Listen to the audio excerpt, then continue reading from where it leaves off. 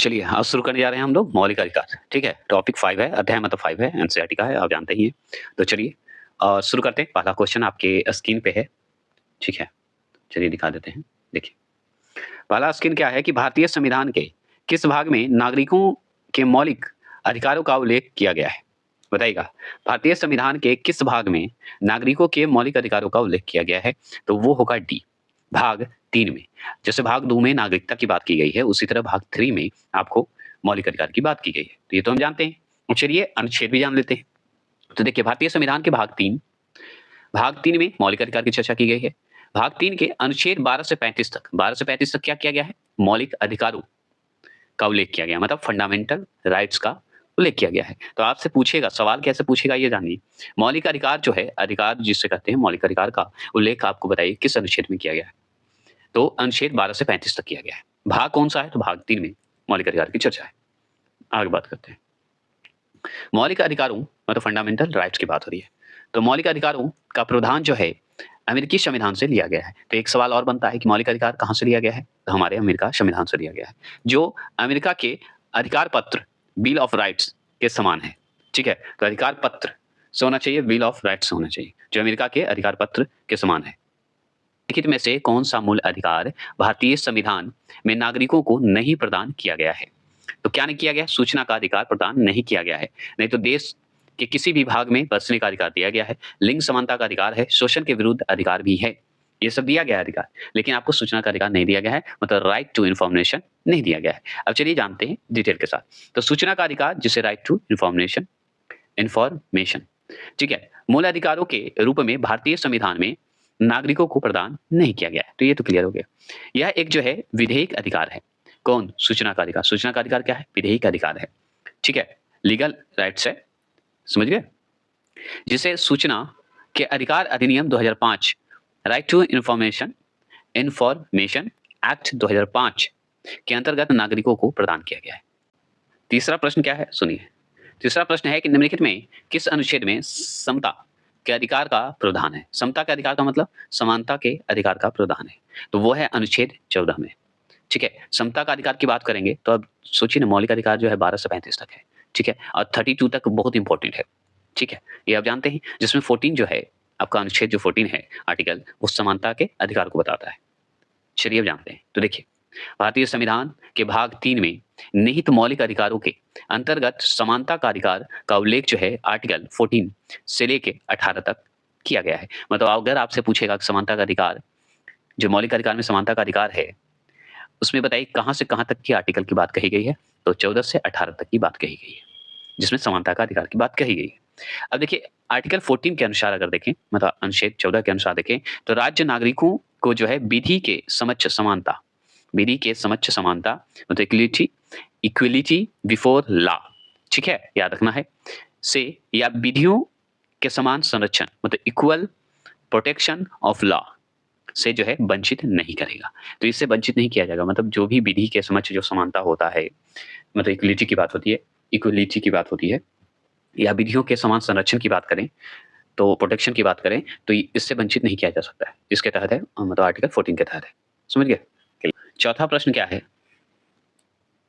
चौथा प्रश्न है, भारतीय संविधान का कौन सा अनुच्छेद जो है अस्पृश्यता का जो है उन्मूलन करता है? अस्पृश्यता का उन्मूलन करता है, तो वो है डी, अनुच्छेद 17, आर्टिकल 17।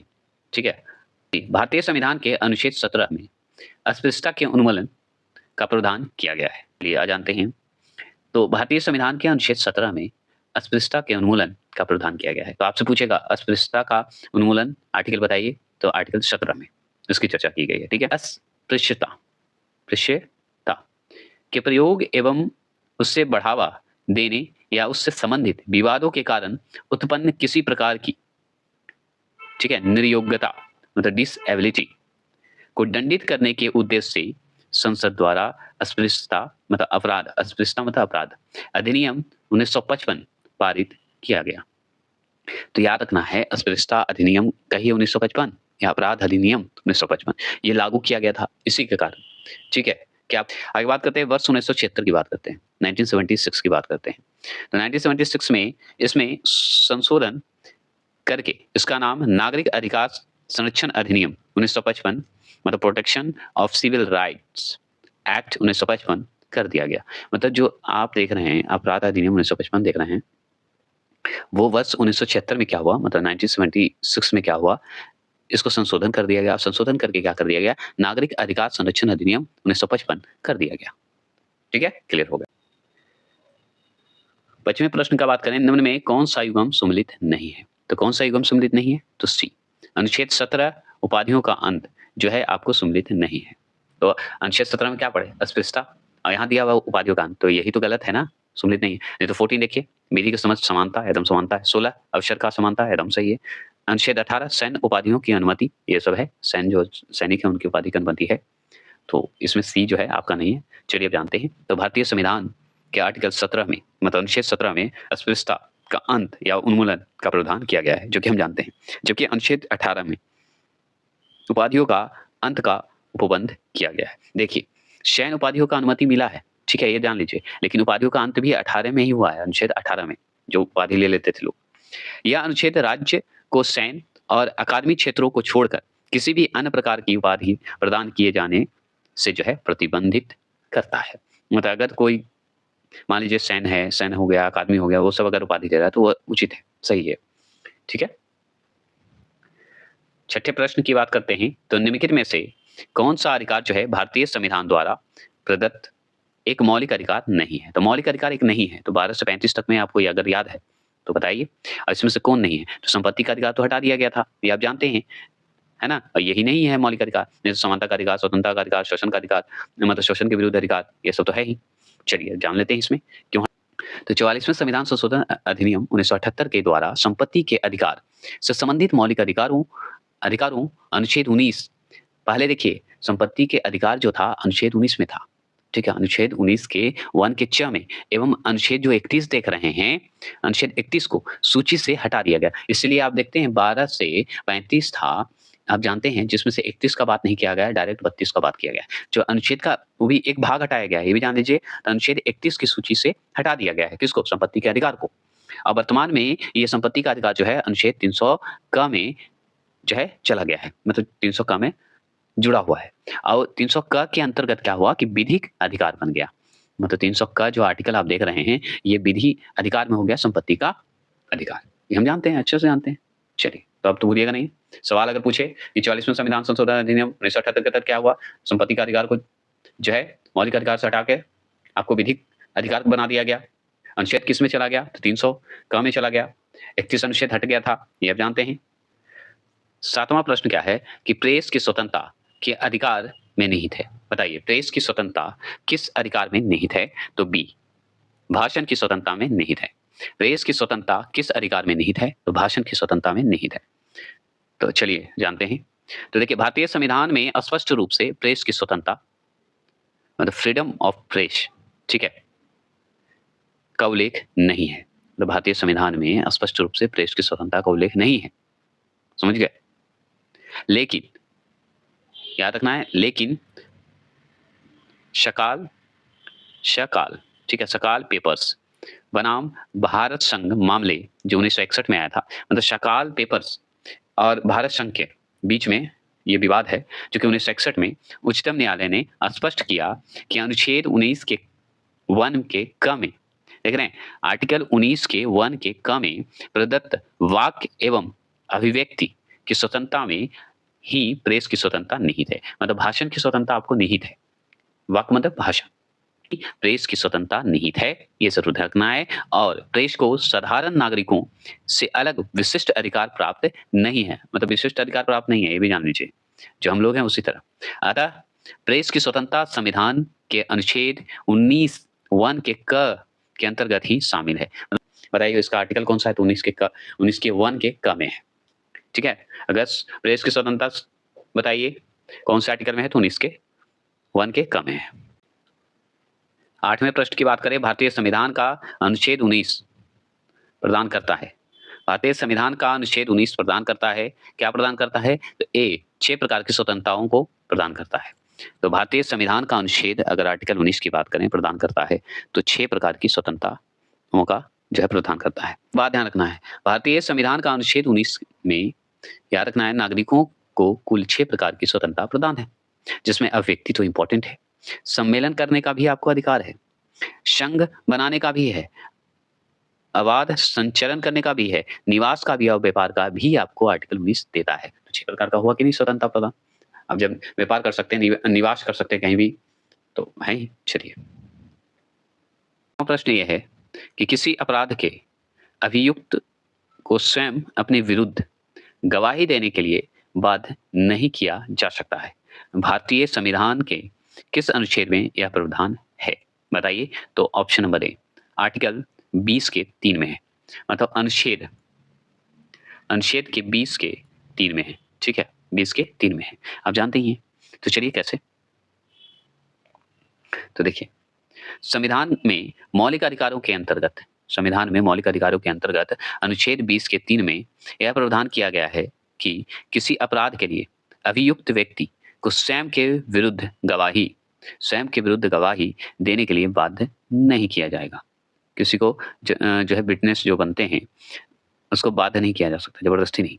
जबकि अनुच्छेद 21 में प्राण एवं दैहिक स्वतंत्रता का अधिकार प्रदान किया गया है। सोच रहे हैं, मतलब 20 के 3 में आपको यह प्रदान किया गया है कि किसी अपराध के लिए अगर अभियुक्त व्यक्ति है को स्वयं के विरुद्ध अगर गवाही देने के लिए बाध्य किया जाएगा तो बाध्य नहीं माना जाएगा। क्या बोलता है कि प्राण एवं दैहिक स्वतंत्रता का अधिकार प्रदान है। ठीक है, समझ गए। और अनुच्छेद 22 में जान लीजिए, अनुच्छेद 22 आर्टिकल 22 में 22 के अंतर्गत कुछ दशाओं में गिरफ्तारी और निरोध के संरक्षण का प्रावधान है। क्लियर हो गया? चलिए आगे चलें। ये 10वां प्रश्न है। 10वां प्रश्न है कि भारतीय संविधान के अनुसार जीवन का अधिकार एक क्या है? मौलिक अधिकार है, हम अच्छे से जानते हैं, है ना। तो चलिए जानते हैं। तो जीवन का अधिकार अनुच्छेद 21 के अंतर्गत भारतीय संविधान में एक मौलिक अधिकार मतलब फंडामेंटल राइट्स है। किसके अनुसार? आर्टिकल 21 के अनुसार। ठीक है, उच्चतम न्यायालय ने अनुच्छेद 21 की व्यापक व्याख्या करते हुए अस्थायी आवास एवं निजता का अधिकार मतलब राइट टू प्राइवेसी आदि को भी जीवन के अधिकार के रूप में मौलिक अधिकार माना है। चलिए 11वां प्रश्न की बात करते हैं। तो 11वां प्रश्न सुनिए। 6 से 14 वर्ष की आयु के सभी बच्चों मतलब शिशुओं को शिक्षा का अधिकार है। 6 से 14 वर्ष की आयु के सभी बच्चों को शिक्षा का अधिकार है, तो वो है बी, मूल अधिकार। क्या है? मूल अधिकार। संविधान के अनुच्छेद 21 के क, ठीक है, संविधान के अनुच्छेद 21 के क आर्टिकल 21 के क के अंतर्गत 6 से 14 वर्ष की आयु के सभी बच्चे को निःशुल्क एवं अनिवार्य शिक्षा का मौलिक अधिकार प्राप्त है। मौलिक अधिकार संसद द्वारा 86वें संविधान संशोधन अधिनियम 2002 के द्वारा संविधान में शामिल किया गया है। ठीक है, किसके द्वारा शामिल किया गया है? 86 में संविधान संशोधन अधिनियम 2002 के द्वारा संविधान में शामिल किया गया। इस लक्ष्य की प्राप्ति हेतु संसद द्वारा शिक्षा का अधिकार अधिनियम 2009 पारित किया गया है, जो कि 1 अप्रैल 2010 से जो है प्रभावी हुआ था। समझ गए? शिक्षा का अधिकार अधिनियम जो 2009 देख रहे हैं वो पारित किया गया और ये जो प्रभावी आया लागू हुआ 1 अप्रैल 2010 को। चलिए 12वां प्रश्न की बात करते हैं। तो 12वां प्रश्न क्या है कि मूल अधिकारों के अंतर्गत कौन सा अनुच्छेद जो है बालकों के नियोजन से प्रत्यक्ष रूप से संबंधित है? तो मूल अधिकारों के अंतर्गत कौन सा ऐसा अनुच्छेद है जो बालकों के नियोजन से प्रत्यक्ष रूप से संबंधित है? तो वो है हमारा 24, आर्टिकल 24 मतलब अनुच्छेद 24, है ना, अनुच्छेद 24। क्लियर हो गया? और जल्द ही बिहार एसएससी का प्रैक्टिस सेट चलने वाला है, तैयार रहिएगा। चलिए तो थोड़ा डिटेल पे बात करते हैं। देखिए आर्टिकल जो 24 है, 24 है, मतलब अनुच्छेद जो 24 है बालकों के नियोजन के प्रतिषेध का उपबंध करता है। क्या करता है? प्रतिषेध का उपबंध करता है। इसके अनुसार क्या होता है कि 14 वर्ष से कम आयु के बच्चों को कारखानों, खानों, ठीक है, खानों या अन्य किसी जोखिम युक्त कार्यों में शामिल नहीं किया जा सकता। ये आर्टिकल जो 24 है बालकों के लिए है।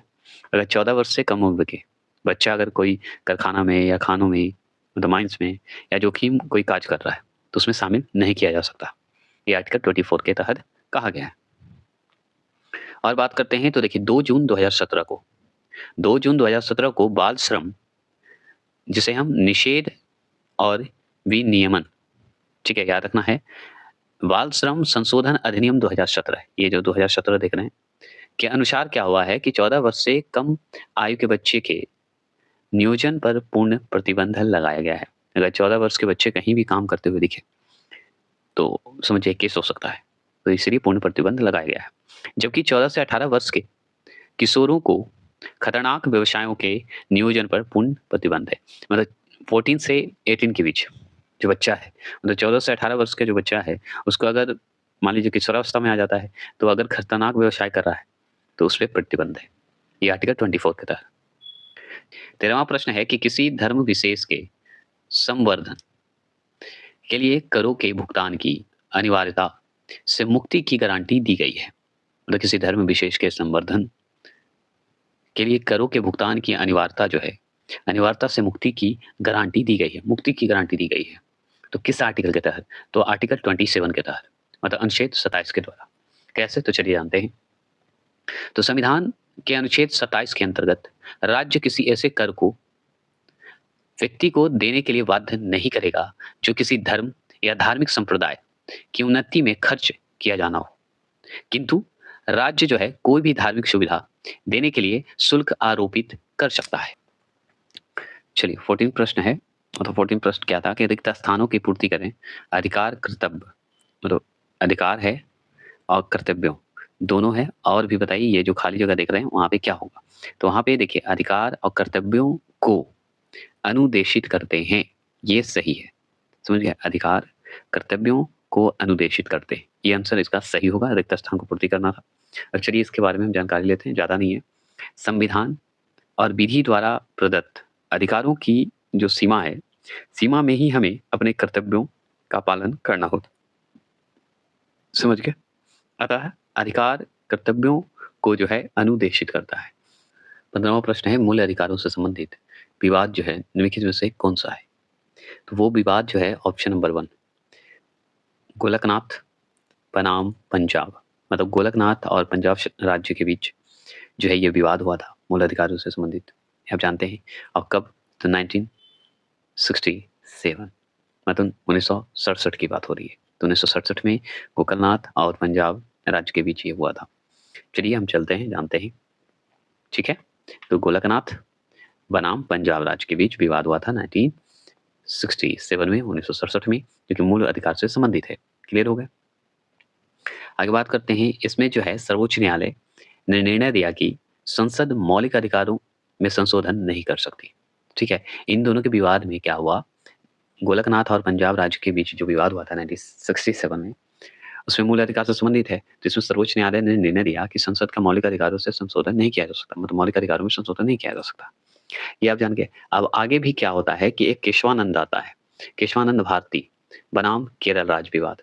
मतलब केशवानंद भारती हैं और केरल राज्य के बीच ये विवाद हुआ था 1973 में, मतलब 1973 में। ठीक है, समझ गए ना?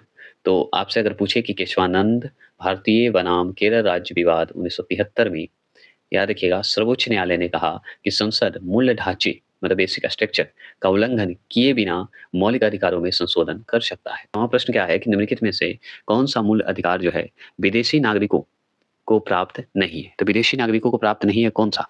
तो ये है बी, व्यक्ति की स्वतंत्रता का अधिकार जो है ये आपका विदेशी नागरिकों से प्राप्त नहीं है।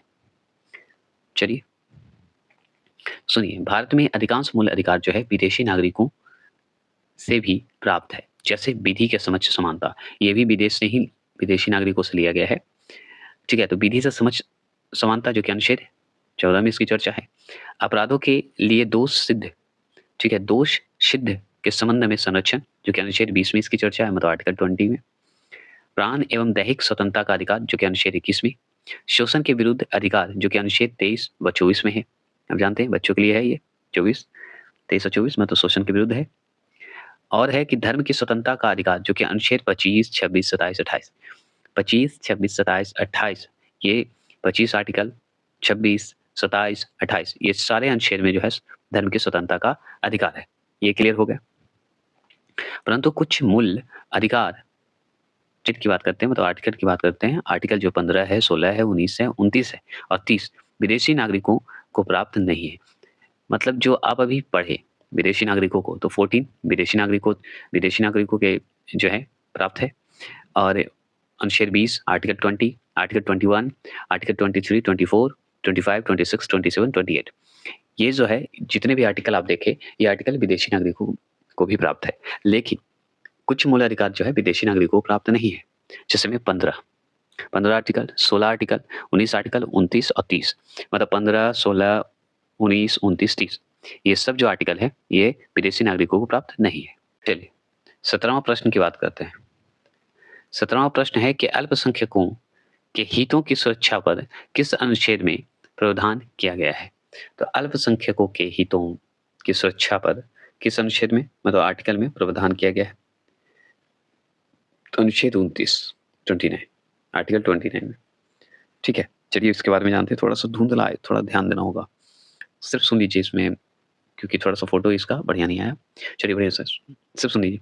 संविधान के अनुच्छेद 29 में अल्पसंख्यक वर्गों के हितों के संरक्षण का प्रावधान किया गया है। मतलब आपसे पूछेगा कि अल्पसंख्यक वर्ग के बारे में कौन से अनुच्छेद में चर्चा है, मतलब आर्टिकल में, तो 29 में, जिसके अनुसार जो है भारत के राज्य क्षेत्रों में मतलब राज्य क्षेत्र में या उसके किसी भाग के निवास या नागरिकों मतलब अपनी भाषा, लिपि या संस्कृति को बनाए रखने का अधिकार प्राप्त है। ये बस इतना जान लीजिए। चलिए फिर ठीक हो जाएगा, ठीक है ना। 18वां क्वेश्चन है बंधुआ मजदूर उन्मूलन अधिनियम संसद ने किस वर्ष पारित किया था? तो ये पारित किया था 1976 में, मतलब 1976 में। संविधान का अनुच्छेद 23 आर्टिकल 23 आप जानते हैं शोषण के अधिकार से संबंधित है। तो मानव के दुर्व्यापार एवं बाल श्रम, ठीक है, बलात् श्रम, दुर्व्यापार एवं बलात् श्रम का प्रतिषेध करता है। अब बात करते हैं, देखिए जैसे आर्टिकल 23 हम पढ़ लिए, इतना तो मैंने पढ़ लिया, ऐसे ही पढ़ लिया, इसको हम हटा देंगे, है ना।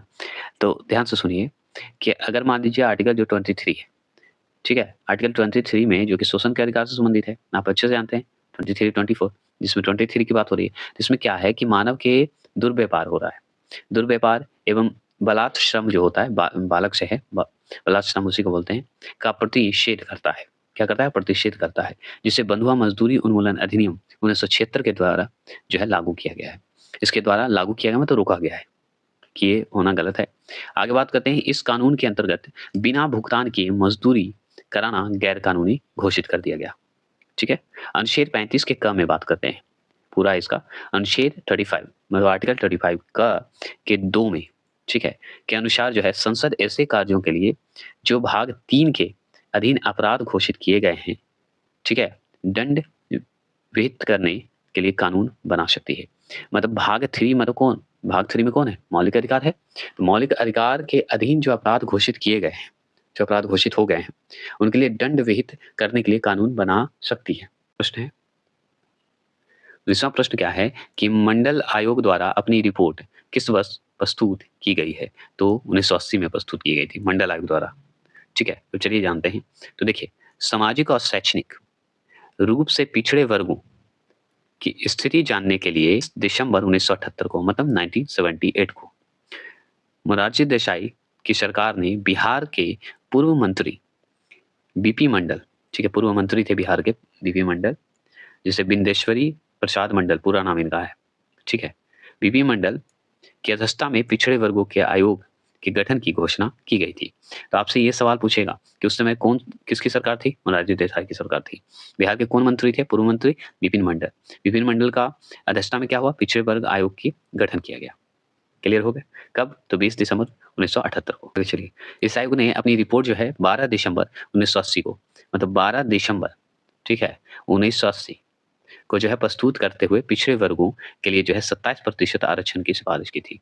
समझ गए? तो 12 सितंबर 1980 को यह प्रस्तुत किया गया था, पिछड़े वर्गों के लिए आरक्षण के लिए 27% आरक्षण की सिफारिश की गई थी। 20वां प्रश्न है, भारत के संविधान के किस अनुच्छेद के अंतर्गत सशस्त्र बलों के सदस्यों के मौलिक अधिकारों को विशेष रूप से प्रतिबंधित किया जा सकता है? तो वो है अनुच्छेद 33 में इसकी चर्चा की गई है, आर्टिकल 33 में। याद रखिएगा, प्रतिबंधित किया जा सकता है। मान लीजिए, आगे चलिए इसके बारे में हम जानकारी खुद ही ये लेगा। तो सुनिए, संविधान का अनुच्छेद 33 आर्टिकल 33 संसद को यह शक्ति जो है प्रदान करता है कि वह सशस्त्र बलों, खुफिया एजेंसी एवं लोक व्यवस्था बनाए रखने वाले सुरक्षा बलों के मूल अधिकारों को सीमित करने वाली विधियां बना सकती है। 21 क्वेश्चन नंबर है कि मौलिक अधिकार निलंबित किए जा सकते हैं। तो मौलिक अधिकार निलंबित किए जा सकते हैं, राष्ट्रपति द्वारा ही किए जा सकते हैं मौलिक अधिकार।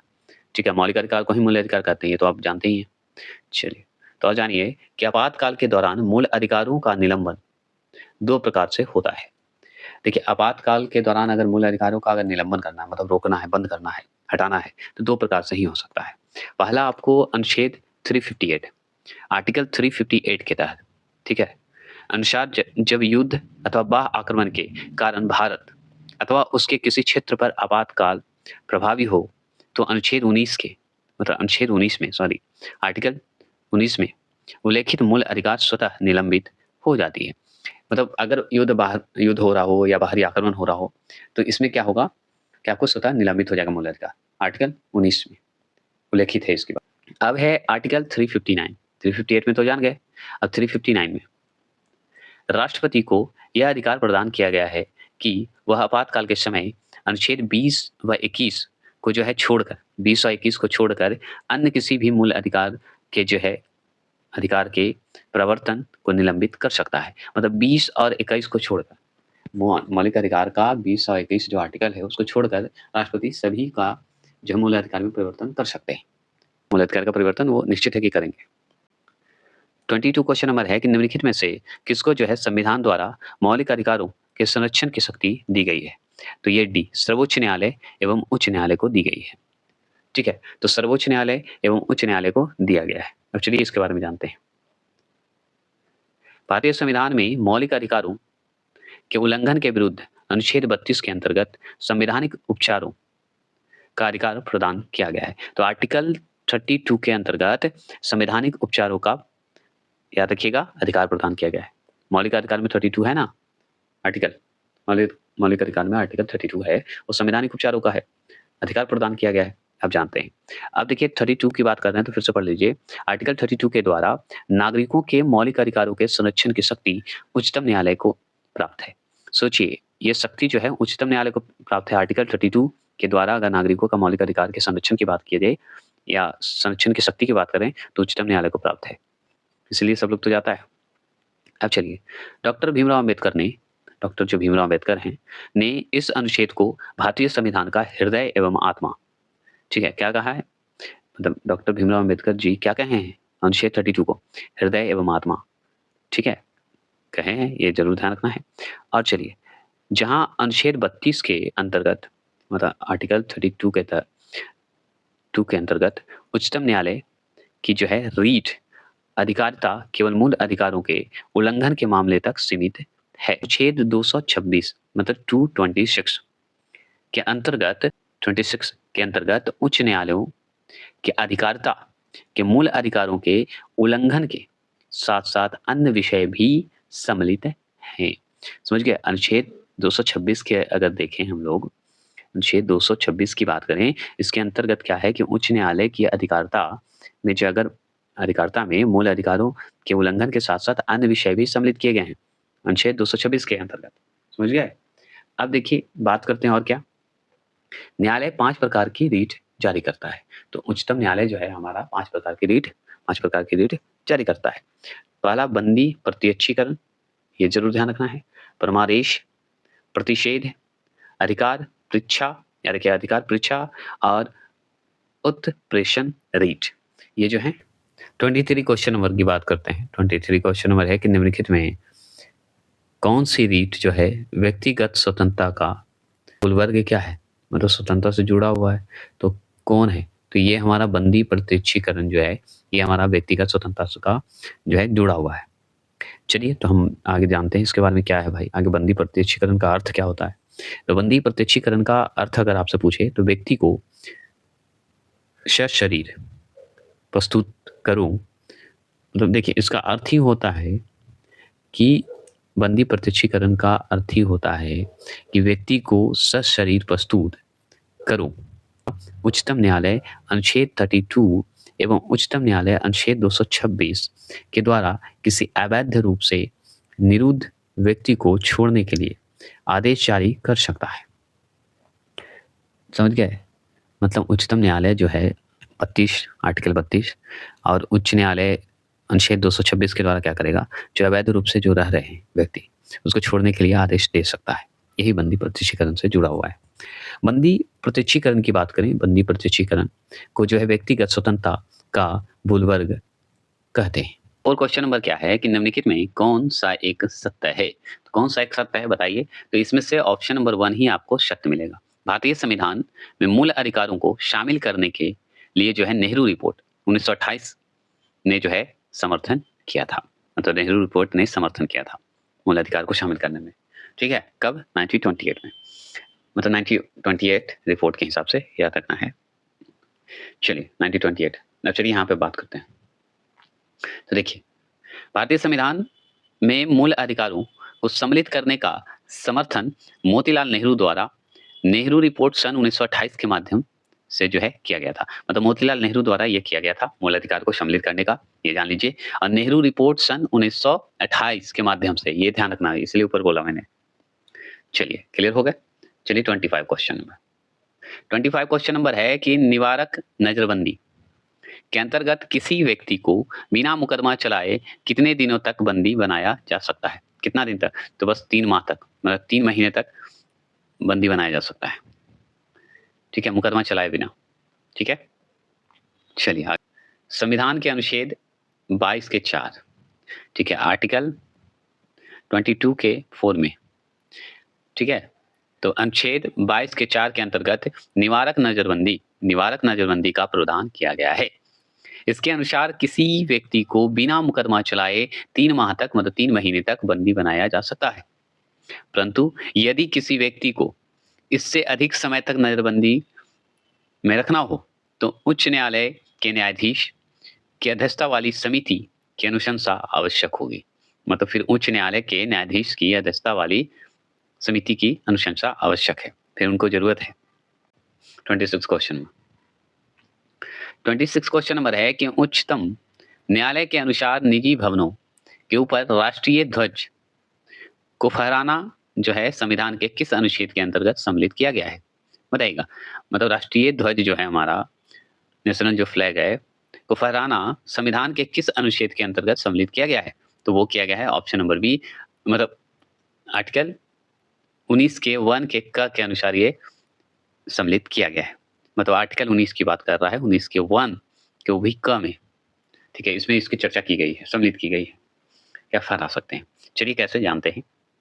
तो देखिए, नवीन जिंदल बनाम भारत संघ, नवीन जिंदल और भारत संघ के बीच विवाद हुआ था। तो नवीन जिंदल बनाम भारत संघ 2004 का है। 4 में मामले में उच्चतम न्यायालय ने निर्णय दिया कि निजी भवनों के ऊपर, निजी मतलब हम लोग भी फहरा सकते हैं, निजी भवनों के ऊपर राष्ट्रीय ध्वज फहराना संविधान के अनुच्छेद 19 के 1 के क में वर्णित अभिव्यक्ति की स्वतंत्रता के अंतर्गत प्रत्येक नागरिक का मौलिक अधिकार है। मतलब हम लोग भी झंडा फहराते हैं कि नहीं, घर पे लगाते हैं, ये सब हम लोग का मौलिक अधिकार है। और ये कब हुआ था? तो 2004 की बात है, मामला हुआ था एक उच्चतम न्यायालय में, जो कि नवीन जिंदल और भारत संघ के बीच हुआ था।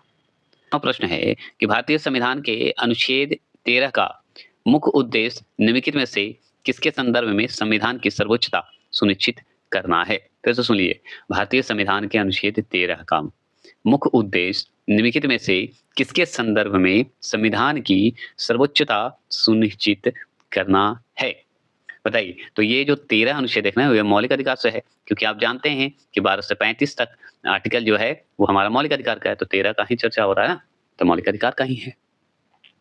चलिए जानते हैं। तो देखिए, संविधान के अनुच्छेद 13 के अनुसार संघ या राज्य द्वारा बनाए गए ऐसे कोई भी कानून जो भाग 3 में प्रदान किए गए मौलिक अधिकारों का उल्लंघन करता हो तो वह कानून शून्य होगा, या कानून को जिस मात्रा तक उल्लंघन करते हो उस मात्रा तक शून्य होगा। समझ गए? अगर आर्टिकल 13 में ये है कि अगर मान लीजिए संघ या राज्य द्वारा कोई कानून बनाया गया, ठीक है, अब भाग 3 मतलब मौलिक अधिकार का अगर मान लीजिए अधिकार का कोई उल्लंघन करता है तो ये कानून जो है शून्य माना जाएगा, फिर दोनों का नहीं माना जाएगा, संघ और राज्य का बनाया हुआ कानून शून्य हो जाएगा। बस इतना ही जान लीजिए। 28वां प्रश्न क्या है? सुनिए, 28वां प्रश्न है कि विधि का नियम या कानून का अधिराज्य का मतलब क्या है? बताइए। विधि का नियम या कानून का अधिराज्य का मतलब क्या है? तो ये मतलब है कि सभी के लिए एक कानून और सभी के लिए एक न्याय तंत्र है। बस इतना ही जान लीजिए और ये सही है। चलिए इसके बारे में हम जानते हैं। तो सुनिए, यहाँ पे भारतीय संविधान के भाग 3 में वर्णित मौलिक अधिकारों के अनुच्छेद 14 में विधि के समक्ष समता या विधियों के समान जो है समान संरक्षण का अधिकार प्रदान किया गया है, मतलब 14 के तहत भाग 3 में, ठीक है। विधि के नियम का आशय सभी के लिए कानून, मतलब सभी के लिए कानून और सभी के लिए एक न्याय तंत्र है। 39 क्वेश्चन नंबर है कि भारत के संविधान का कौन सा अनुच्छेद जो है अपनी पसंद के व्यक्तियों से विवाह करने के लिए किसी व्यक्ति के अधिकार को संरक्षण देता है? तो वो देता है बी अनुच्छेद 21, आर्टिकल 21 देता है। कौन देता है? आर्टिकल 21 देता है। गैर सरकारी संगठन, गैर एक सरकारी संगठन था जिसका नाम शक्ति वाहिनी है।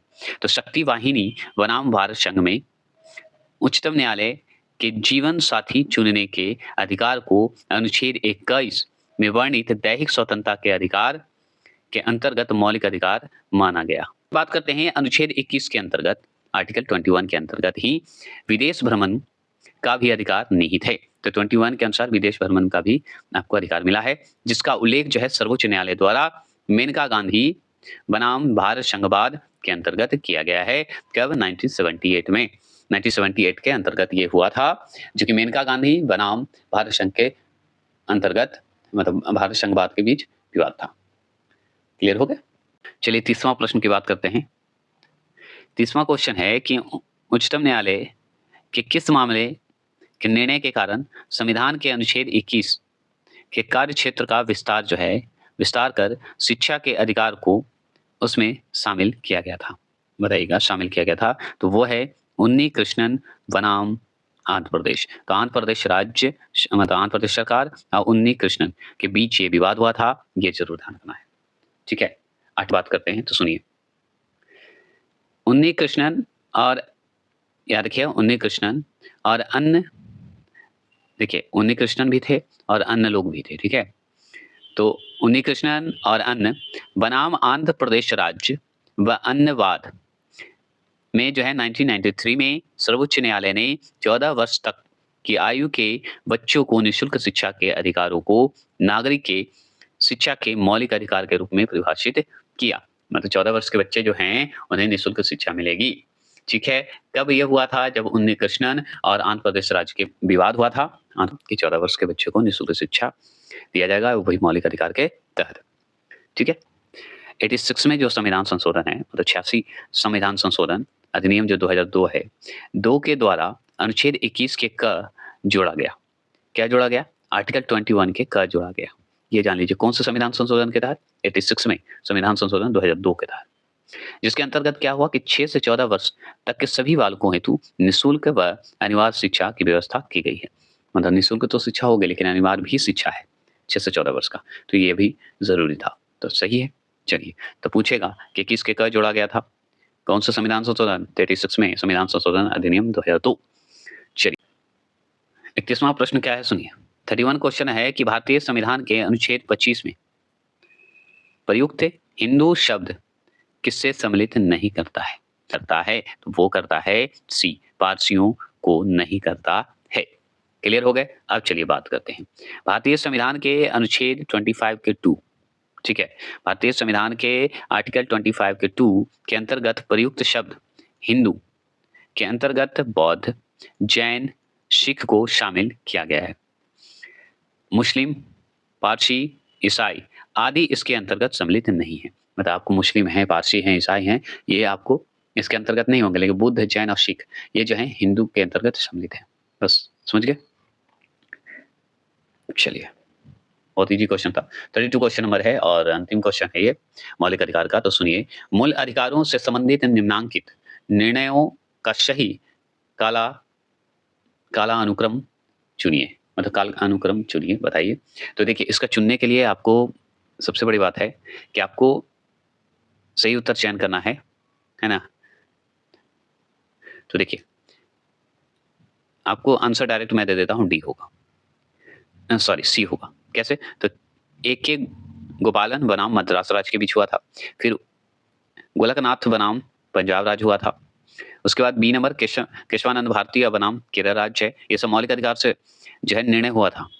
एक है मिनर्वा मिल्स बनाम भारत संघ। तो चलिए इसके हम डेट याद रखते हैं, सबसे इंपॉर्टेंट डेट पूछता है। तो सुनिए, ए.के.